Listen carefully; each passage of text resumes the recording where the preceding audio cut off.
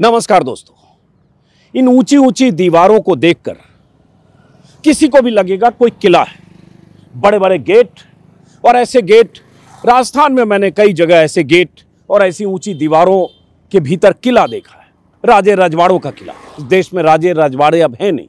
जो किला ऐसे बने हैं वो 100, 200, 400 साल पुराने किले हैं। किसी किले को म्यूजियम में तब्दील कर दिया गया, किसी किले को होटल में तब्दील कर दिया गया और कुछ में जो राजे रजवाड़ों के वारिस हैं वो रहते हैं।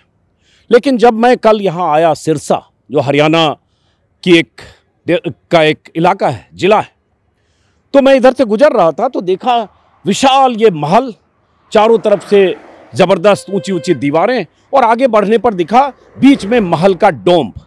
तो एक दिलचस्पी हुई कि ये क्या सिरसा के राजा का है, किसी राजघराने का है, कब का महल बना हुआ है। और आम तौर पर जो महल होते हैं कई बार जर्जर हो चुके होते हैं, बाहरी दीवारें मेंटेन नहीं होती है। लगा ये तो बहुत मेंटेन एकदम लग रहा है, जैसे हर साल को इसकी बहुत ज़बरदस्त मेंटेनेंस करता हो। तो मैंने रुक कर वहाँ किसी से पूछा कि ये महल किसका है। तो बताया कि सर ये महल सिरसा के विधायक, हरियाणा लोकहित पार्टी के विधायक, जो पहले 2009 में निर्दलीय विधायक भी रहे, चर्चित भी रहे, विवादास्पद भी रहे, जेल में भी रहे, गोपाल कांडा का है। गोपाल कांडा नाम तो आपने जरूर सुना होगा अगर हरियाणा की राजनीति में आपकी थोड़ी भी दिलचस्पी है। तो मेरी दिलचस्पी हो गई कि इस दौर में कोई विधायक या नेता इतने बड़े महल में बना रहा है, तो महल कब बना, महल बनवाया गया तो उसके पीछे क्या मंशा थी, और क्या गोपाल कांडा ने इतनी दौलत कमा ली कि इतना बड़ा महल सिरसा में शहर के बीचों बीच बना लिया। और अगर महल बनाकर किसी नेता को उसमें रहने की हसरत है, ऐसी ऊंची चार दीवारियों के भीतर, मेरे ख्याल से इसकी ऊंचाई लगभग 30 फीट होगी। ये जो दीवार है 30 फीट और वो गेट है हो सकता है 40 फीट ऊंचा या ज़्यादा भी हो सकता है। तो उस नेता की, उस विधायक की क्या मानसिकता होगी, कितनी दौलत होगी, किस तरह की राजनीति करता होगा, और क्या ऐसी वजह है कि हर वक्त रेलिवेंट बना रहता है, चाहे वो निर्दलीय रहे, चाहे वो अपनी पार्टी बनाकर जीते, चाहे ना जीते, चाहे जेल में रहे, चाहे जेल से छूट कर आए, चाहे उस पर किसी एयर होस्टेस को आत्महत्या के लिए उकसाने का आरोप लगे, उस आरोप में 18 महीने जेल में रहे, जेल से छूट कर आए, ये अलग बात है, बरी होकर आया, उसके बाद वो पॉलिटिकली इतना रेलिवेंट रहे कि बीजेपी उसका समर्थन चाहे और आज भी बीजेपी से उसके रिश्तों की बात हो। और जहां मैं हूं अब आया, ये विशाल गेट है, गेट के ऊपर अभी भी बीजेपी का झंडा लगा है। झंडा झुका हुआ है, हवा नहीं चल रही है, बीजेपी का झंडा है। पार्टी इनका हरियाणा लोकहित पार्टी है। और खास बात, सिरसा की जिस सीट से गोपाल कांडा दूसरी बार फिर जीतने के लिए चुनाव लड़ रहे हैं, दूसरी बार मतलब 2009 में जीते थे, मैं 2019 की बात कर रहा हूं, 19 में अपनी पार्टी से बीजेपी ने यहां से अपने उम्मीदवार को हटा लिया है। मतलब बीजेपी 90 में से एक सीट कम पर चुनाव लड़ रही है। अब जरा सोचिए, गोपाल कांडा की अपनी पार्टी, उनकी पार्टी या वो जीत जाए इसलिए बीजेपी ने मैदान छोड़ दिया। उम्मीदवारी के बाद गोपाल कांडा ने एक बयान दे दिया था जिस पर काफ़ी विवाद भी हुआ, सफाई देनी पड़ी। गोपाल कांडा ने एक इंटरव्यू में कहा, एक रिपोर्टर से जब उनसे पूछा गया, और उनका गठबंधन गोपाल कांडा का अभय चौटाला की पार्टी के साथ है और अभय चौटाला का गठबंधन बीएसपी के साथ है, उनसे जब पूछा गया तो कि आप क्या करेंगे चुनाव के बाद, उन्होंने कहा हमारी सरकार बनेगी, हमारी जितनी सीटें आएगी। तब उनसे पूछा गया कि क्या बीजेपी को समर्थन की ज़रूरत होगी तो देंगे, उन्होंने कहा हम बीजेपी को समर्थन देंगे। जवाब अभय चौटाला ने दिया कि नहीं, गोपाल कांडा का यह बयान गलत है, हम बीजेपी को समर्थन नहीं देंगे, ये बयान वो गलत दे रहे हैं। फिर गोपाल कांडा ने सफाई दे दी। लेकिन ये गोपाल कांडा है कौन? जैसा कि मैंने कहा, इतनी दौलत कहाँ से आई? यहाँ पता चला, मैं जब गूगल सर्च किया तो पता चला उनकी म्यूजिक की कोई दुकान हुआ करती थी 90 के दशक में, जूते की कोई दुकान हुआ करती थी, फिर जूते की फैक्ट्री बना ली उन्होंने। म्यूजिक की दुकान थी तो जुपिटर म्यूजिक होम उसका नाम होता था, 100 रुपये चंदा भी करते थे। और आज इतना बड़ा महल बनाकर रह रहे हैं और उस महल के ऊपर बीजेपी का झंडा आज भी है। तो क्या ये रिश्ता क्या कहलाता है, ये दौलत कैसे आती है और ये ताकत कैसे आती है, इसी सब को समझने के लिए और इसी बहाने सिरसा की राजनीति भी। सिरसा वो इलाका है जो चौधरी देवीलाल, ओम प्रकाश चौटाला और उनकी राजनीति का गढ़ रहा है, क्योंकि इसी जिले में उनका घर है, चौटाला गांव है, तेजाखेड़ा फार्म है, और इसी इलाके में सिरसा जिले की एक सीट से अभय चौटाला लड़ रहे हैं, एक सीट से दुष्यंत चौटाला के भाई दिग्विजय चौटाला लड़ रहे हैं, एक सीट से अभय चौटाला के बेटे अर्जुन चौटाला लड़ रहे हैं। तो बहुत दिलचस्प लड़ाई। और दिलचस्प एक बात और है, गोपाल कांडा का जो मुकाबला है सिरसा में, वो गोकुल सेतिया से है, जो पिछली बार निर्दलीय चुनाव लड़े थे और 600 वोटों से हार गए थे। उसके पहले 2014 में उनकी मां बीजेपी से चुनाव लड़ी थी, वो हार गई। सामने गोकुल सेतिया का भी फार्म हाउस है, रिजॉर्ट है, या इसके भीतर भी कह रहे हैं महल है। तो जरा ये सब बात करने के लिए दो खास मेहमानों को हमने यहां बुलाया। आप अपना नाम और परिचय खुद बताइए। सुरेंद्र भाटिया साहब। मैं सुरेंद्र भाटिया। इधर आइए आप। हाँ, आप मेरे इधर आ जाइए, हम लोग इधर। हाँ, पल पल मेरा न्यूज़पेपर है 15-16 साल से, और मैं 40-45 साल से पत्रकारिता में हूँ। और सिरसा के रग रग से वाकिफ हैं, सही है? हाँ जी। और इससे भी वाकिफ होंगे इस महल की राजनीति से और महल के भीतर रहने वाले किरदार। हमारे सामने बना है, हमारे मित्र हैं पुराने। हाँ, और ये जीएस मान साहब। जी, मैं सिरसा न्यूज़ का संचालक रहा हूँ और हाँ। सबसे पहला वेब पोर्टल था यहाँ का। हाँ। और अभी भी उसी का काम। तो सबसे पहले तो मेरी दिलचस्पी ये हुई कि भाई इनको लेकर गोपाल कांडा के सामने से बीजेपी ने उम्मीदवार विड्रॉ कर दिया, फिर ये बयान से पलटे कि मैंने ऐसा नहीं कहा था, या जो भी हुआ। लेकिन अभी उसके ऊपर बीजेपी का झंडा ऊपर देख रहे हैं, है तो उन्हीं का किला ना गोपाल कांडा? हाँ, बिल्कुल। गोपाल कांडा और गोविंद दोनों भाई यहाँ रहते, दोनों भाई रहते हैं। गोविंद कांडा भी इस बार चुनाव नहीं लड़ रहे हैं शायद। हाँ जी, हाँ जी। तो वो बीजेपी का झंडा अभी भी है, इसका मतलब? एक ट्विस्ट है ना, गोविंद कांडा बीजेपी का मेंबर है। ओह, अच्छा, ये ट्विस्ट है। एक ही घर में दो किरदार हैं, एक घोषित एक अघोषित। लेकिन जब इन्होंने धवल कांडा को घोषित किया था, हाँ। हलोपा से रानिया में, हाँ। जिससे चौधरी रंजीत सिंह नाराज हुए, हाँ। तो हलोपा के बोर्ड के ऊपर गोविंद कांडा का फोटो था। हाँ। तो वो भी हमने कवर किया था। वैसे देखो, वो आजकल जो कुछ भी राजनीतिक पार्टियों में हो रहा है, एक घर में दो किरदार हो सकते हैं। हाँ, बिल्कुल हो सकते हैं। लेकिन ये तो कई किरदार हैं ना। यहाँ तो जैसे आप भी, हम भी रिपोर्ट कर रहे हैं, एनडीए का भाग है। गोपाल कांडा खुद एनडीए का भाग है। जब एक विधायक वाले जो गोपाल कांडा हैं, जब मोदी जी का शपथ पत्र से पहले जब वो चुने गए, तो वो फर्स्ट रो पे थे, बैठे हुए थे। तो एनडीए का 2 दिन पहले तो एनडीए कहते थे। लेकिन यहाँ की इक्वेशन ऐसे बन गई, जब गोकुल सेतिया कांग्रेस में चले गए तो उन्हें इनेलो की सपोर्ट लेना जो है ना ज़्यादा ज़रूरी समझा, क्योंकि गांव में इनेलो का वोट बैंक है। क्योंकि हमारे साथ सिरसा के साथ 31 गांव लगते हैं, जहां 15,000 के लगभग ऐसा वोट है जो इनेलो का वोट है, वो गोकुल को ट्रांसफ़र होता है या गोपाल को होता है। इसलिए उन्होंने इनेलो के साथ आए। और दूसरा, दोनों सीटों पर जहां पे अभय सिंह चुनाव लड़ रहे हैं, जो उनकी प्रेस्टीज है, एलनाबाद और रानिया में, दोनों जगह पर गोविंद कांडा ने चुनाव लड़ा। और पिछली बार तो अभय सिंह चौटाला के सामने बीजेपी के उम्मीदवार थे, उन्होंने 65,000 वोट लिए और 71,000 वोट लेके नहीं, गोविंद कांडा। अच्छा, गोविंद कांडा ने जब इलाहाबाद में चुनाव लड़ा, किसानी आंदोलन पर, 2021 के उपचुनाव की बात कर रहे हैं, जब त्याग पत्र दिया था किसान आंदोलन के पक्ष में, और उसके बाद जब वो हुआ तो उपचुनाव हुआ, तो उसमें 65,000 वोट गोविंद कांडा को मिले। ठीक है, तो वोट बैंक तो उनका भी है। ठीक है, तो इसलिए उनसे मजबूरी थी। अभय सिंह चौटाला को अपनी दोनों सीटें जीतने के लिए कांडा ब्रदर से, और कांडा को अपनी सीट जीतने के लिए उनसे समझौता करना। अब ठीक है, पॉलिटिकल बात करने से पहले जरा मेरी जिज्ञासा, चूंकि इनमें बहुत है गोपाल कांडा में, ये बताइए महल कब बना है?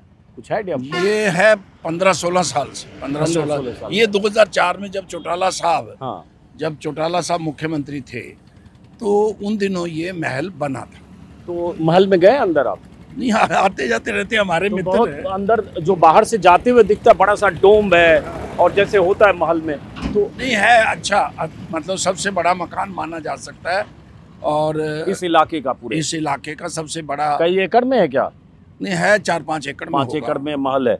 तो ये महल बनाने के पीछे नेताओं की ऐसी मंशा, पहले ये बताइए इनका थोड़ा बैकग्राउंड गोपाल कांडा का, जो मैं गूगल सर्च करके देखा कि कोई म्यूजिक की दुकान चलाते थे 90 के दशक में, जुपिटर म्यूजिक होम, फिर जूते की दुकान, फिर इनका जो देखो 95 तक ये आम एक साधारण व्यापारी थे सिरसा के। हाँ। 95 में ये जैसे गुड़गांव में शिफ्ट हो गए और रियल जो नहीं, ये म्यूजिक की दुकान है, जूते की दुकान जूते की दुकान तो ग्लोरियस शू के नाम से इनकी फैक्ट्री भी थी। और वो दुकान भी थी सारिया बाजार में, जो इनका ऑफिस है वो इनकी दुकान हुआ करती थी। इसमें सबको पता है और वो इससे इनकार भी नहीं करते। वो इससे इनकार स्वयं भी नहीं करते। वो जो तथ्य है वो है ही है। लेकिन वो रियल स्टेट में जब चले गए 95 में गुड़गांव डेवलप हो रहा था, तो तब वहाँ से पहले जो मतलब रियल स्टेट से जो पैसे इन्होंने कमाने चालू किए, फिर किस्मत के धनी थे, तो पॉलिटिकल कनेक्शन के धनी थे, जो शायद आप नहीं बोल रहे हैं, क्योंकि उसमें ये भी कनेक्शन तो बाद में आया। नहीं, जो कहा जाता है कि चौटाला परिवार के भी नजदीकी हो गए जब चौटाला सरकार जब आए, तो उनके नजदीकी तो जब रियल स्टेट में पैसा कमा लिया है। और उसके बाद चौटाला साहब जब 2000 से 2004 के चुनाव में हिसारिया यहाँ जो भगत सिंह चौक है, चौटाला साहब को नोटों से इन्होंने तोला था, पद्म जैन चुनाव लड़ रहे। अच्छा। तो ये देखो वो उनके संपर्क में तो आ ही गए। और ये जो व्यक्ति महत्वाकांक्षी होता है, पैसा कमाने के बाद राजनीति में जाता है, तो वो राजनीति कनेक्शन फिर राजनीति में आके जम के कूटता है, तो वो है ही है। फिर ये हमारी देश की असली हिस्ट्री यही। मान साहब ये बताइए, हम थोड़ा सिरसा की राजनीति पर बात करने से पहले जरा गोपाल कांडा से, तो हम लोग दिल्ली में इनका नाम आइए अभी बात ही कर रहे हैं हमने पहली बार इनका नाम तब सुना था, थोड़ा सामान्य ज्ञान कमज़ोर भी हो सकता है, पहली बार नाम तब सुना जब ये MDLR एयरलाइंस को लेकर एक एयर होस्टेस ने, गीतिका शर्मा ने आत्महत्या की, तब नाम सुना। उसके बाद कुछ दिन बाद उनकी माँ ने भी आत्महत्या की और सीधे सीधे चिट्ठियाँ ऐसी लिखी गई कि उसके लिए जिम्मेदार थे। तो उस समय लगातार हम लोगों ने सुना कौन है गोपाल कांडा, जिसने अरबों कमाए, एयरलाइंस शुरू किया। उसके बाद पकड़े गए, भागे, छिपे, पकड़े गए, जेल में रहे। 18 महीने बाद रहस्यमय ढंग से, बड़े सरप्राइजिंग ढंग से वो बरी कर दिए गए। उनके बरी करने के बाद फिर गीतिका शर्मा के भाई ने, सबके बयान है फादर के, कि उनको शौक लगा जो। तो हमने उस दौर में नाम सुना। जरा इनका बैकग्राउंड इस तरह से कि ये इतना बड़ा आदमी कि इतनी बड़े महल में बना के रह रहे हैं, और हरियाणा के जो टॉप 3 हैं बहुत ही मालदार नेता, उसमें से एक हैं। जी, भाटिया साहब एक बात मिस कर गए थे कि कांडा साहब के जो पिताश्री थे, वो यहाँ के लीडिंग एडवोकेट थे, मुरलीधर कांडा जी, और RSS की पृष्ठभूमि से आते थे। एक बार चुनाव भी लड़े थे लेकिन अनफॉर्चुनेटली उनकी डेथ जल्दी हो गई थी जब ये दोनों भाई बाल अवस्था में थे। और इसलिए आप ये कह सकते हैं कि इनका बचपन तो संघर्ष में ही था, लेकिन जैसी फैमिली बैकग्राउंड थी तो कुछ तो कॉन्टेक्ट्स इनके रहे होंगे, और किसी ना किसी ने हाथ इनका पकड़ा होगा। उसको रहते इन्होंने धीरे धीरे तरक्की करी। और जैसे कि भाटिया जी ने बताया कि जब गुड़गांव में रियल इस्टेट का बूम आ रहा था, तो तब ये चौटाला साहब के साथ भी थे, बाद में भूपिंदर सिंह हुड्डा के साथ भी रहे। तो इन्होंने उस अपॉर्चुनिटी को भांपा और उसको कैश किया। उसमें आमतौर पे कैश किया ज़्यादा इम्पोर्टेंट। इन कैश किया। उसमें आमतौर पे कोई ऐसा इन पे करप्शन का चार्ज उन दिनों में भी नहीं था। कि सरकार, देखिए सरकार के जो साथ है उन्हें अगर कुछ भी नहीं तो कम से कम पॉलिसीज का तो पता लग ही जाता है कि जी। और लैंड का बहुत बड़ा खेल होता है, जो गुड़गांव का जिक्र कर रहे हैं। किसी ने लैंड ली, उस कौड़ियों के भाव 100 गुना रेट पर 5 साल बाद वो लैंड बिक गई। अगर आपको पहले से आभास है कि यहाँ पे कुछ बनेगा और आप वहाँ पे एक साधारण मूल्य पे कुछ भूमि लेते हैं और वहाँ वो बन जाती है, तो देखिए आपकी किस्मत में एकदम से इजाफा होता है। ज़्यादा बातें यही हैं, चाहे ठीक है कि गॉसिप सर्कल में कुछ भी चलता हो, प्रॉपर्टी में जहाँ भी ये हाथ लगाते हैं अब भी और तब भी वो सोना हो जाती है। तो ये जो इतनी बड़ी प्रॉपर्टी इन्होंने बनाई, तो ये क्या सोच के बनाया होगा भाई? आज की तारीख में बहुत सारे ऐसे पॉलिटिशियन होते हैं जो बहुत शो ऑफ नहीं करना चाहते हैं, और ये लगता है इनको शो ऑफ की फितरत है, तभी इन्होंने एयरलाइन शुरू कर दी, इतनी बड़ा किला बना दिया। जी हाँ, इसके अलावा इनका गोवा में काफ़ी बड़ा बिजनेस है, कैसीनो है उधर, कैसीनो भी है। दिल्ली में शायद एक होटल भी इन्होंने बनाया था, मुझे नहीं मालूम कि इन्हीं के नाम से है या अलग से है। तो देखिए और मतलब बहुत धंधी है इसमें भी अगर ये है तो अगर इनके जैसे मैंने पिता बताया अच्छे लीडिंग थे, नहीं लीडिंग होंगे, लेकिन वो सब कमाया हुआ तो इनका है ना, इनका कमाया ना, तो हाँ। कहीं ना कहीं ये कुंठा रही होगी कि मैं एक छोटे से घर में या बाजार की बीड़ी गली में क्यों रहता और म्यूजिक शॉप जो आदमी जुपिटर म्यूजिक शॉप चला रहे हैं, सेलिब्रिटीज के साथ इनके संबंध रहे हैं, बॉम्बे में आना जाना रहा है, तो वो चमक दमक की दुनिया इन्होंने वहाँ की देखी है। शायद तो ये सब महल पैसे के दम पर हो जाता ये है। महल तो छोटा ही रहता होगा अगर हम सेलिब्रिटीज की बात करें, तो इन्होंने उसका एक नमूना अपने लिए भी बनाया कि लोग आए तो इधर से देखता जाए कि ये महल किसका है। आप भी आए हैं तो नहीं, मैं कल गुजर रहा था, मैंने गाड़ी रोकी कि भाई ये महल किसका है, मुझे लगा कि यहाँ सिरसा का पुराना महाराजा होगा, उनका होगा, फिर कहा नहीं ये तो नए महाराजा का है। और इनके साथ ही क्योंकि तारा बाबा कुटिया भी है, और ये अक्सर कहते हैं कि हमारे पर कृपा जो है वो बाबा तारा की है, और उसकी वजह से ही ये सब कुछ हमारा जो है किस्मत जो है अच्छी बनी। अब ये बताइए गोपाल कांडा की शख्सियत कि भाई एक शख्स 2009 में जब निर्दलीय जीतता है और उसके बाद जीत के हुड्डा सरकार को समर्थन देता है और मंत्री बन जाता है, शायद गृह राज्य मंत्री अगर मुझे ठीक से पोर्टफोलियो याद है, जिससे उनको इस्तीफा देना पड़ा था गीतिका शर्मा खुदकुशी केस के बाद। तो उसके बाद फिर वो हारता है एक चुनाव 2014 का, 19 में फिर जीतता है, अपनी पार्टी बनाता है, जेल से आने के बाद जीतता है, और जीतता है तो बीजेपी को समर्थन देने के लिए पता चला हेलीकॉप्टर से 3 निर्दलीय को लेकर ये सब कर रहे थे 2019 में, और बीजेपी के सपोर्टर भी रहे। और उसके बाद अभी ऐसा क्या खास है गोपाल कांडा में कि बीजेपी ने उनके लिए एक सीट छोड़ दी और उम्मीदवारी दावेदारी छोड़ दी, और दोनों में से कोई कहने को तैयार नहीं है कि हमने क्यों चुरी करें, हम मांगे नहीं। इनका एक बयान था कि हमने तो मांगा नहीं समर्थन, उन्होंने खुद छोड़ दिया। ऐसा है जी। ये क्या है शख्सियत में जादू? नहीं, इस शख्सियत में कोई जादू नहीं है, क्योंकि भारतीय जनता पार्टी यहाँ सूखा है। भारतीय जनता पार्टी में, भारतीय जनता पार्टी ने सिरसा जिला में एक भी सीट ना तो अब जीतनी है, ना पिछली बार जीते थे, ना 19 में जीते थे, केवल 1996 में गणेशी लाल जी जीते थे, तब बंसी लाल जी के साथ गठबंधन था। तो भारतीय जनता पार्टी का जो मुख्य मुद्दा है, गोपाल कांडा जीते, अभय सिंह जीते, रंजीत सिंह जीते, वो कोई मुद्दा नहीं। मुद्दा है कांग्रेस कैसे हारेगी।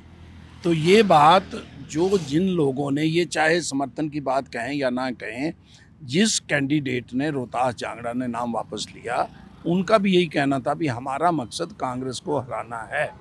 अब कांग्रेस का कांडा को समर्थन देके कोई मर्जी, कोई जीते, जेजेपी जीते, बहुजन समाज पार्टी जीते, इनेलो जीते, इनेलो जीते, कोई भी जीते, उनका मकसद है कांग्रेस के एमएलए तो इनके साथ जाएंगे नहीं, दूसरे छोटी पार्टियों के एमएलए और आज़ाद एमएलए तो उनके साथ जा रहे हैं। अब अमित शाह इतने बड़े चाणक्य हैं, तो क्या उनको ये नहीं पता हमारी स्थिति क्या है प्रदेश में? तो उनके लिए हंग असेंबली लेके आना और 30-35 सीटें अपनी लाना, 10-15 सीटें छोटे दलों की लाना, ताकि सरकार हम बना पाएं। इसलिए ये भारतीय जनता पार्टी ने ना केवल यहाँ से, यहाँ तो नाम वापस ले लिया, बाकी 4 में से 3 डम्मी उम्मीदवार हैं। अच्छा, वो भी है? बिल्कुल है। चौधरी रंजीत सिंह जीते, चाहे अजय मतलब अर्जुन जीते, इन दोनों में से वो बीजेपी में जाएंगे, साथ जा सकते हैं। रानिया की बात कर रहे हैं, रानिया में। और इसी प्रकार डबवाली में अगर आदित्य जीतता है, आदित्य को अभी उन्होंने चेयरमैन बनाया था, 10 साल तक बीजेपी ने रखा था। तो ये सारी गेम प्लान देखो, राजनीतिक दल सुबह कहीं, दोपहर को कहीं, शाम को कहीं, आया राम गया राम की हमारी धरती है। तो यहाँ एक दिन में 3 बार दल बदलना। आया राम गया राम कहावत की शुरुआत मुहावरे की हरियाणा से हुई थी, भजनलाल का दौर था ना, नहीं माफ करें 60 का दशक था, गया राम ही थे नाम। चौधरी वीरेंद्र सिंह जी जब मुख्यमंत्री थे, तो गया राम जी जो थे वो वर्तमान उदय भान जी जो कांग्रेस के प्रदेश अध्यक्ष हैं, उनके पिताजी थे। उन्होंने 3 बार एक दिन में बदला था। तो चौधरी वीरेंद्र सिंह ने कहा था ये गया लाल अब आया लाल हो गया, तो उससे ये कहावत बनी, आया लाल गया लाल, और फिर आया राम गया राम हो गया। तो ऐसे करके जो है ना जी, ये कहावत है। तो इसमें कोई खास बात नहीं है भी एनडीए का हिस्सा थे गोपाल, उसके बाद लोकदल का हिस्सा बहुजन का बन गए, फिर उन्होंने कह दिया जी हमारा कोई मतलब नहीं है एनडीए से, हमारा बीजेपी का समर्थन नहीं है। ये तो बीजेपी बेचारी फंस गई, उन्होंने नाम वापस ले लिया। ना वापस लेते तो भी कोई दिक्कत नहीं थी, तो भी वो डम्मी थे। अब एक चीज़ और, जैसे मैं एक जगह कल गया, अभी बात कर रहे हैं हम एक एससी बस्ती में, तो वहाँ बहुत सारे लोग मिले और भी कुछ बस्तियों में गया, तो कुछ चर्चा कर रहे थे कि बहुत पैसे भी खर्च होते हैं यहाँ चुनाव में और एक एक वोटर के हिसाब से भी पैसे दिए जाते हैं, ऐसा भी बहुत जगह लोग कह रहे थे। कई बस्ती में गया, कई जगह ऐसे, तो ऐसा भी होगा। तो जिसके पास इतना बेशुमार दौलत हो, पैसा हो, तो पैसा भी खर्च करेगा चुनाव में। जी, सिरसा की बात करें तो ये कृषि के पृष्ठभूमि में एक समृद्ध इलाका है। हाँ, क्या आता है? मतलब मजबूत इलाका है कृषि को देखते हुए। हाँ, फाइनेंशियली स्ट्रांग इलाका है। हाँ, और यहाँ पैसा तो सरपंच और पंच की इलेक्शन में भी बेशुमार खर्च होता है। अच्छा। और देखिए आगे एमएलए हैं, एमपी हैं, एमपी हैं, चेयरमैन हैं, तो निस्संदेह न केवल ये, हर नेता कोशिश करता है कि मैं किसी तरीके से, अगर मैं कुछ वोटों से कम हो रहा हूँ तो मैं उसको किसी न किसी प्रलोभन से अपनी तरफ खींच लूँ। और ये देखिए, इन चीज़ों की पुष्टि तो कोई है नहीं, लेकिन ये बिल्कुल जग जाहिर है कि इस तरह का प्रयोग पूर्व में भी हुआ है और इस दफ़ा भी लगता है कि होगा। अब यहीं रुकिएगा आप दोनों, मैं सिर्फ ये तस्वीर दिखा के आ रहा हूँ, एक सेकंड इधर आए, यहीं रुकिएगा। अब जैसे जो गोपाल कांडा का मुकाबला है वो गोकुल सेतिया से है, जिनका जिक्र मैंने इंट्रो में किया। ये जैसे सेतिया, गोकुल सेतिया का कहते हैं, इसके भीतर उनका भी पैलेस है, गोकुल सेतिया रिजॉर्ट है और ये इनका दरवाज़ा है। अब ये भी कई एकड़ में फैला हुआ है, ये बहुत विशाल परिसर है। मैं वहीं रुकिएगा, बस आ रहा हूँ, आइए एक मिनट। ये गोकुल सेतिया का परिसर है, पीछे इनका रिजॉर्ट है और इसी में पीछे वो रहते हैं, सेतिया ऊपर लिखा हुआ है। और दिलचस्प बात है कि दोनों का जो महल है या परिसर है या जो भी कहें, बिल्कुल आमने सामने है और ये दोनों में आमने सामने रहते हैं, दोनों इस चुनाव में टकराने वाले हैं। ये पूरा कैंपस उनका गोकुल सेतिया का है, जिनकी माँ 2014 में बीजेपी से चुनाव लड़ी थी। तो आप जरा ये समझने की कोशिश करेंगे कि गोकुल सेतिया और गोपाल कांडा के इस मुकाबले में किसका जोर ज़्यादा चलने वाला है और क्या स्थिति दिख रही है। इसलिए किसकी बड़ी भाई साहब आप जरा एक मिनट हट जाइएगा जरा, किसकी क्या स्थिति दिखती है। अब जैसे गोकुल सेतिया है, इनका भी मैं बैकग्राउंड पढ़ रहा था कि इनके नाना शायद लक्ष्मण दास अरोड़ा वो 9 बार शायद चुनाव लड़े थे और 5 बार जीते थे। जनसंघ से शुरुआत की थी, बीच में निर्दलीय लड़े, 2 बार शायद कांग्रेस से लड़े, हारे भी उनके नाना, और उनकी माँ 2014 में लड़ी। अब ये दिलचस्प है कि दोनों का आमने सामने, इसमें इनका ये होटल टाइप का रिजॉर्ट है, क्या है? रिजॉर्ट है, ये मैरिज पैलेस है और हाँ। ये दोनों में अंतर है। हाँ। ये पुश्तैनी अमीर है। हाँ। इनके नाना से प्रॉपर्टी नहीं है ये, और इनकी अमीरी नहीं है। हाँ, नहीं वो है। ये 90s के बाद आए। हाँ। और ये जो है, इनके जो दादा थे संसार भूषण सेतिया, वो इंडस्ट्रियलिस्ट थे कॉटन के। अभी ये सिरसा में भी इनकी इंडस्ट्री थी, एलनाबाद में भी थी और उसके अलावा फतेहाबाद में भी थी। तो ये कोई कह दे भी नाना की प्रॉपर्टी है, नाना की कोई प्रॉपर्टी नहीं है। लक्ष्मण दास अरोड़ा जी की वो लेगेसी, पॉलिटिकल लेगेसी तो है, प्रॉपर्टी की जो लेगेसी है वो उसके अपने परिवार की है, दादा की है। वो मुक्तसर पंजाब से आए थे, वहाँ के इंडस्ट्रियलिस्ट थे और पिछले 60-70 साल से सिरसा और एलनाबाद में ये बसे हुए हैं। ये हाँ। प्रॉपर्टी, यहाँ भी कॉटन मिल थी पहले। ओके। कॉटन मिल को इन्होंने रिजॉर्ट में बदला क्योंकि कॉटन मिलें बंद हो गई। तो गोपाल कांडा तो बाद में आए, ये यहाँ पे आज से 50 साल से थे।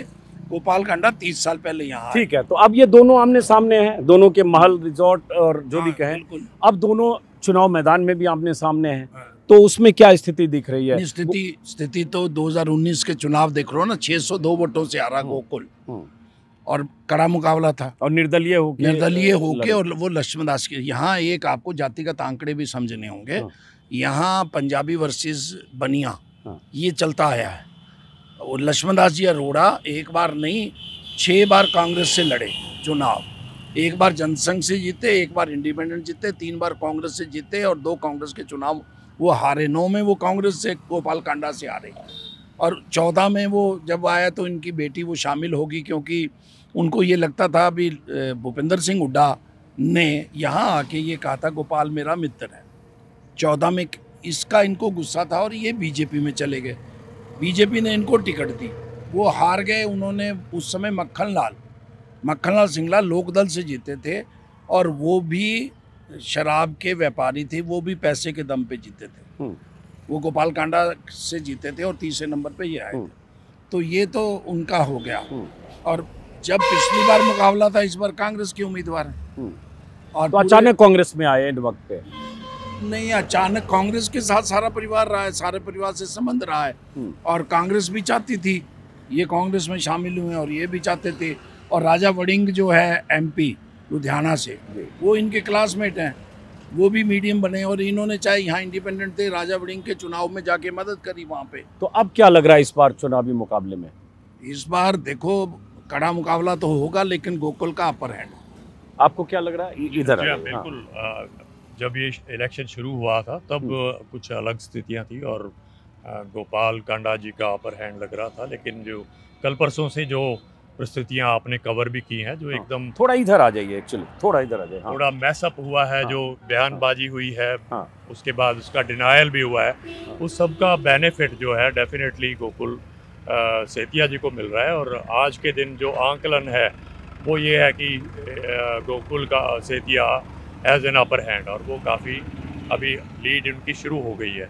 और इन दोनों के लिए जो साथी हैं, इनके लिए डैमेज कंट्रोल के लिए काफ़ी एफर्ट्स करनी पड़ रही हैं। तो उस आज के दिन ये है, आने वाले दिनों में क्या स्थितियां बनती हैं, क्या नई डेवलपमेंट्स होती हैं, वो तो आगे चल करके देखा जाएगा। एक अगर ओवरऑल सिरसा की बात करें भाटिया जी, तो सिरसा अगर देखें तो घट रहा है एक तरह से इन लोगों का। किसी ज़माने में 2005 में जैसे, हालांकि कांग्रेस ने 3 सीटें जीत ली थी, लेकिन 2009 में कांग्रेस को 1 सीट भी नहीं मिली, 14 में भी कांग्रेस को 1 सीट नहीं मिली, 19 में कांग्रेस 2 सीटें जीती। सही है। तो अब अगर सिरसा का ओवरऑल आप आकलन करें इस बार, तो क्या दिखता है? सिरसा जिले की 5 सीटें, जिसमें डब्बाली भी है, जिसमें रानिया भी है। रानिया में मुकाबला अभय चौटाला के बेटे और रंजीत चौटाला जो उनके दादा लगते हैं उनके बीच है। डब्बाली में चाचा भतीजा के बीच है, दुष्यंत और आदित्य के बीच। इलाहाबाद का जिक्र हम लोग करते हैं। इस बार क्या दिख रहा है आपको? इस बार स्पष्ट 3-2 होने जा रहा है। 3 कांग्रेस के हक में, जिसमें डबवाली और कालांवाली और सिरसा आज के दिन, और 2 इनेलो के हक में। 3 कह रहे हैं आप? कालावाली, डब्बाली और डब्बाली और सिरसा, ये 3 कांग्रेस के हक में और 2 इनेलो के हक में। अभी तक आज के दिन ये अपर हैंड है। अब कल को मतलब रानिया और इलाहाबाद। हाँ, रानिया अर्जुन चौटाला और अर्जुन चौटाला, क्योंकि अर्जुन चौटाला के मुकाबले चौधरी रणजीत सिंह बड़े नेता भी हैं, लेकिन उनके खिलाफ वही सत्ता विरोधी लहर है। कुछ उनकी व्यक्तिगत है, कुछ उन्होंने जो भारतीय जनता पार्टी में शामिल हुए फिर बाहर निकले, और कुछ पिछली बार भी एक नई रणनीति के तहत वो जीते थे। पूरे परिवार ने उनका साथ दिया था। इनेलो के उम्मीदवार डम्मी खड़े किए गए थे, अशोक वर्मा, जो 10,000 वोटों पे रह गए थे, और वो वहाँ पे यहाँ पे BC वोट है, एक बड़ा वोट बैंक है। अशोक वर्मा को भी ये लगता था भी मेरा BC वोट बैंक है और जाट वोट बैंक मिलके मैं जीतूंगा, लेकिन जो वोट बैंक चौटाला का था वो रंजीत सिंह को गया था। ओके, तो 2 सीट आपके हिसाब से इन लो, बाकी 3 कांग्रेस। बिल्कुल। हाँ, मतलब यहाँ भी आप अपर एज देख रहे हैं, तो इसका मतलब आपके हिसाब से गोपाल कांडा की मुश्किल। आपको क्या लग रहा है 5 सीटों में से? जी, 5 में से इलाहाबाद और रानिया में INLD स्ट्रॉन्ग है। उनके जीतने के काफ़ी अच्छे चांस हैं। और बाकी 3 सिरसा, कालांवाली और डबवाली, इनमें से ये तीनों सीट कांग्रेस को जा रही हैं। डबवाली में कंपटीशन होगा, यहाँ भी होगा। कालांवाली में तो कंपटीशन भी नहीं है। जो शीशपाल केरवाला वहाँ रहे हैं, वो क्लियर मेजॉरिटी, बड़ी इजी विक्ट्री लेकर जाने वाले हैं, ऐसा अभी है। और लेकिन ये जो रानिया और इलाहाबाद में, रानिया में जैसे अभी बताया कि वीक कैंडिडेट्स हैं कांग्रेस के भी, सभी पार्टीज़ के। कंपटीशन अर्जुन में और चौधरी रणजीत सिंह में ही है, हालांकि वो भी एक कृषि आंदोलन से जुड़ा इलाका है। इसी प्रकार इलाहाबाद भी कृषि आंदोलन से जुड़ा इलाका है। जो कल के बयान हैं उससे कुछ ना कुछ वहाँ पे शंशा हुई है, और कहीं ना कहीं उसका आंशिक नुकसान, धूप आ रही, इधर आ जाए। हाँ, कहीं ना कहीं उसका आंशिक नुकसान INLD को भुगतना पड़ सकता है।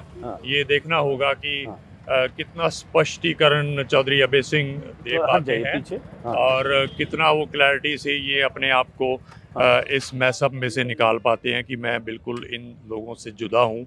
अगर ऐसा नहीं होता तो वहाँ और नुकसान हो सकता है। अच्छा, चुनाव के मुद्दे क्या हैं भाटिया जी? जैसे खेती किसानी होगा, बेरोजगारी होगा, हरियाणा में अग्निवीर बहुत चुने जाते थे, नशा का बहुत बड़ा मुद्दा लोग बताते हैं सिरसा के लिए है, बहुत बड़ा इशू रहा नशा का, और हर पार्टी विपक्ष में रहकर नशा पर बात करती है और सत्ता में आने के बाद वो नहीं। तो क्या इशू है यहाँ का? नहीं, सबसे बड़ा इशू आपने बेरोजगारी, नशा, हाँ, और एक झूठे वादे। क्योंकि भारतीय जनता पार्टी जब आई तो ऐसा लगता था कि पूरे देश को बदल देगी, भ्रष्टाचार मुक्ति कर देगी, स्मार्ट सिटी बना देगी और एमएसपी ले आएगी, किसानों के बड़े लंबे वादे किए गए, 15 लाख रुपए खातों में डाल देंगी।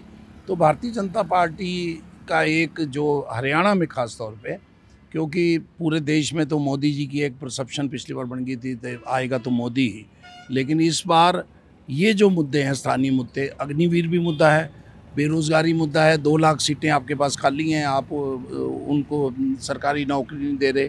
यहाँ एक नया अग्निवीर पैदा कर दिया, कौशल विकास योजना के तहत पीएचडी को आप 18,000 और 22,000 की नौकरी दिए हुए हैं, 1,20,000 को। जो नायब सिंह सैनी ने अभी 50 दिन में बहुत बड़ी बड़ी घोषणाएं करी, भाई इनको 1,20,000 को हम पक्का करेंगे, लेकिन ये नहीं कहा सरकारी नौकरी देंगे। उसी रेट पे, जिस रेट पे बी क्लास पैसे दे रहे हैं वो है। अब आपके सामने ये खुदा हुआ है। ये सबसे महत्वपूर्ण जगह है, विधायक जी 5 साल से रहे, गोपाल कांडा जी, उनके घर के सामने है। ये महीनों से ऐसा पड़ा है, पूरा शहर खुदा हुआ है। और ये भी सेंट्रल गवर्नमेंट की एक स्कीम है, अमृत योजना, 8 करोड़ से वो शुरू हुई थी और 37 करोड़ पे पहुंच गई। अब 40 करोड़ और जोड़ा जा रहा है, लेकिन वो 8 सालों से कंप्लीट, 16 में आई थी, 24 हो गया। वो मतलब नीचे लेवल पे जो एडमिनिस्ट्रेशन है वहाँ कोई सुनने वाला नहीं है, लोकल विधायकों की, मंत्रियों की, और जो प्रशासनिक अधिकारी चाहते हैं। अब आदित्य, अब तो इनेलम हो गया, अब तो खुल के बोलेंगे। जब बीजेपी के मंच पे उन्होंने कहा था हमारी इतनी दुर्गति कर रखी है भी डीसी और एसपी स्वयं चुनाव लड़ लें, और उसके 3 दिन बाद उसको चेयरमैन बना दिया गया बीजेपी ने। तो वास्तव में वो धरातल पे जो बात आदित्य कह रहे थे, आदित्य जिला अध्यक्ष होते हुए भेडें लेकर नगर पालिका कार्यालय में भेडें लेके 100-150 भेडें लेके विरोध स्वरूप चले गए बीजेपी के अध्यक्ष होते हुए, क्योंकि कोई अधिकारी बीजेपी के किसी भी नेता की बात नहीं सुनता, ना लोकल लेवल पे ना ऊपर के लेवल पे। सबसे ब्यूरोक्रेसी इतनी ज़्यादा हावी है, मैंने भी अपने 45 साल के पत्रकारिता के इतिहास में ऐसा नहीं देखा भी विधायक की नहीं सुन रहे। अनिल विज 2 नंबर के मंत्री थे, मुख्यमंत्री के दावेदार थे, मनोहर लाल जी से ज़्यादा सीनियर थे। उन्होंने ग्रीवेंसेस कमेटी में जो बात कह दी वो महीनों तक पूरी नहीं होती थी, वो अनेक बार नाराज़ हुए। तो सबसे बुरी जो हालत प्रशासनिक अधिकारियों की वजह, नॉन परफॉर्मेंस और अधिकारियों पे निर्भर रहना। जो अधिकारियों ने कर लिया, पोर्टल बना दी, सीएम विंडो बना दी, जो उन्होंने कह दिया वो गीता का ज्ञान, इस वजह से ये सरकार की बहुत बुरी। ये किसानी मुद्दा तो अब आया है, किसानी मुद्दा भी है, पहलवानों का मुद्दा भी है, अग्निवीर भी है, कौशल विकास भी है, लेकिन सबसे बुरी हालत है प्रशासनिक ब्यूरोक्रेसी का हावी होना और आम जनता का कोई काम ना होना। ये सबसे बड़ा मुद्दा है। आपके हिसाब से?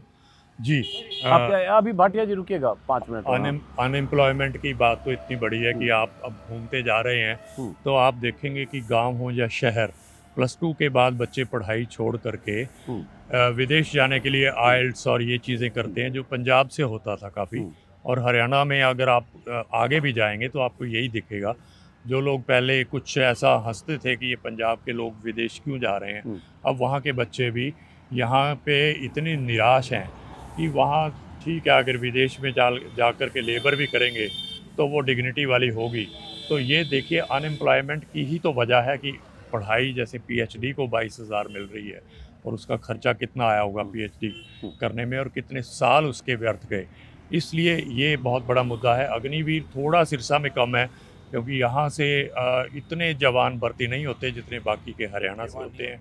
किसानी मुद्दा बहुत बड़ा मुद्दा है। भिवानी रेवाड़ी एरिया में वगैरह वो वहाँ पे ट्रेडिशनली जाते हैं। हिसार में भी हैं काफ़ी। एग्जैक्टली, वहाँ पे एकेडमीज भी बनी हुई हैं हिसार में जो ट्रेनिंग देती हैं, और अब वो अग्निवीर के लिए भी ट्रेनिंग दे रही हैं, लेकिन अब उनकी इनरोलमेंट कम हो गई है क्योंकि अग्निवीर में नहीं। कल मैं गया था, एक कोच बता रहा था हिसार स्टेडियम में, महावीर स्टेडियम शायद नाम था, कि 1700 हमारे एक बैच में होते थे, अभी 50 हैं। हाँ जी, और कुछ ऐसा भी पेरेंट्स को भी लगता है कि 4 साल के बाद तो ये पब्लिक लाइफ में तो अनफिट हो जाएगा क्योंकि आर्मी का सिस्टम ऐसा होता है कि वो एक आप प्रिंसिपल लाइफ में से आते हैं तो फिर ये आकर के करेगा क्या।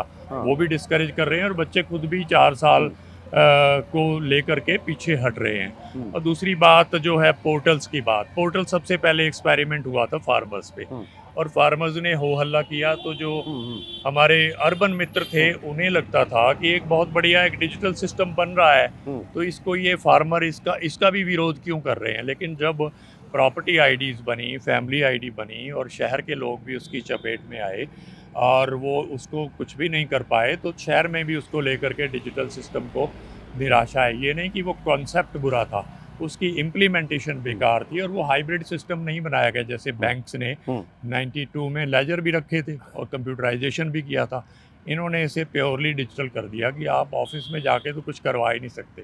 तो उससे लोग चक्कर लगाते रहे, बहुत परेशान रहे, गलत नंबर चढ़ गए। खुद के पोर्टल से करिए या बाहर जो CS सेंटर बने हैं वहाँ से करवाइए, जो वो भी नहीं कर पाते थे तो अब वो लोगों ने छोड़ दिया। तो वो सब मुद्दा है यहाँ चुनाव, यहाँ है मुद्दा। अब एक हम ओवरऑल जरा हरियाणा की तस्वीर पर बात करें कि ओवरऑल आज की तारीख में हरियाणा के चुनाव में अब 16-17 दिन बाकी हैं, तो आपको ओवरऑल हरियाणा में क्या दिख रहा है? हरियाणा में स्पष्ट रूप से कांग्रेस बहुमत में आती दिखाई दे रही है। अच्छा, स्पष्ट रूप से। और अगर कांग्रेस ने ये भारतीय जनता पार्टी ने एक जो कुमारी शैलजा वाला मुद्दा और दलित विरोधी इसको साबित करने की कोशिश करी है, अगर कांग्रेस ने इसको डैमेज कंट्रोल कर लिया और अगले 1-2 दिन में मतलब ये सारा कुछ सेटल हो गया तो कांग्रेस ये भी हो सकता है 60 सीटें लेके आई। तो एक मिनट इधर। भारतीय जनता पार्टी की ये कोशिश रहेगी भी ये कांग्रेस को ये साबित करे भी ये दलित विरोधी है और ये केवल एक ही जाट बिरादरी को लेके चल रहे हैं, किसी और को ये सम्मान नहीं करते। वो दंगे भी याद करवाएंगे, 2016 के जो रोहतक और सोनीपत में जाट आरक्षण के दौरान दंगे हुए उनको भी याद करा रहे हैं और अशोक तंवर का मुद्दा भी याद कराएंगे, कुमारी शैलजा के साथ हुई जाति भी याद करवाएंगे। तो ये सारी चीज़ों को लेके अगर कांग्रेस ने डैमेज कंट्रोल नहीं किया तो कांग्रेस जो है हो सकता है 40-45 के आंकड़े पे फिर भी रुक जाए, जितना मर्जी बीजेपी कर ले। और अगर डैमेज कंट्रोल ये हो गया और एकजुटता से मंच पे सारे इकट्ठे आते नजर आए तो ये भी हो सकता है 60-65 सीटें भी कांग्रेस आराम से जीते और बीजेपी 15-20 के बीच में रह जाए। हाँ, तो ओवर आप इसका मतलब आप कंप्लीटली बीजेपी को रूल आउट कर रहे हैं? बिल्कुल। वो आप ना 2019 का फिर इतिहास ले लो। 2019 में जो लोकसभा चुनाव हुए, पुलवामा कांड के बाद राष्ट्रवाद का एक बहुत बड़ा मुद्दा था और लग रहा था भी मोदी ही इस देश को बचा सकता है। 10 की 10 सीटें हार गए और बड़े मार्जिन से हारे, 3 लाख से लेके 6 लाख के बीच में हारे। संजय भाटिया 6.5 लाख से हारे, अपने गुज्जर साहब कृष्ण पाल गुज्जर 6 लाख से हारे, यहाँ सुनीता दुग्गल नई आई थी फिर भी 3.25 लाख से, ऐसे सारे मार्जिन रहे। उसके बाद 79 सीटों पर इनमें से बीजेपी जीती और 75 पार का नारा आया। 79 देखते हुए लगता था 75 पार आएंगे और कांग्रेस को लग रहा था भी अब हमारी तो 10-12 सीटें बड़ी मुश्किल से आएंगी। एक हुड्डा साहब की और अजय माकन और गुलाम नबी आज़ाद की एक वायरल हुई थी, संसद में जाते हुए कह रहे थे, गुलाम नबी आज़ाद कह रहे थे 10 सीटें आएंगी, हुड्डा साहब कहते नहीं 14-15 आएंगी। तो ये कांग्रेस के हक में था, ये वो मान रहे थे, फिर भी 31 सीटें आई और वो 79 से 40 पे पहुँच गए। अब 44 सीटें जीते हैं, उसका 50% होना निश्चित है। 44 की 22 आप देखेंगे, क्योंकि उस समय लोगों में ये लग रहा था भी मोदी जी ऊपर तो बनेंगे, इसलिए ये हुआ। और अब लोगों को जो लग रहा है 5 से 7% वोट, इवन की 10% वोट वो होता है जो परसेप्शन के साथ जाता है, जिसको कोई लेना देना नहीं, जो सरकार आ रही है उसके साथ जाएंगे। तो इसलिए कांग्रेस स्पष्ट बहुमत में आएगी और भारतीय जनता पार्टी को मैं बिल्कुल ये समझता हूँ वो हंग असेंबली लाने में सफल नहीं रहेंगे, जो मर्जी पैंतरे अपना।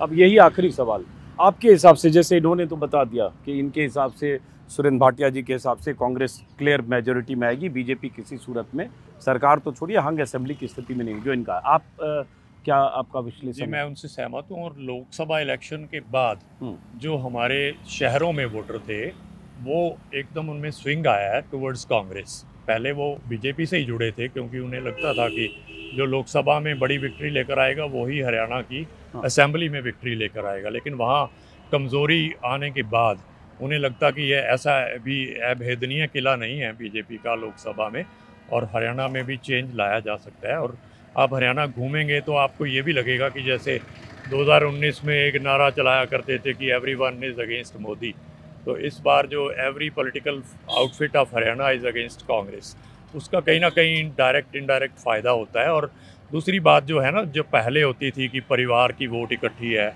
एक गांव की इकट्ठी है, कबीले की इकट्ठी है, वो अब मुझे लगता है कि लिबरेट हो गए हैं। और अच्छा भी है डेमोक्रेसी के लिए कि परिवार में भी लोग अपनी मर्ज़ी से वोट डालने लगे हैं। यूथ है वो भी पढ़ता है, और सारे आपके जो चाहे मेन स्ट्रीम चैनल हैं, अखबारें हैं, सोशल मीडिया है, उससे उसको पल पल की जानकारी मिलती है। एंड काफ़ी अवेयर वोटर है, और वो बंधा नहीं रह गया जैसे पार्टी सोचती है कि ये मेरा वोट बैंक है।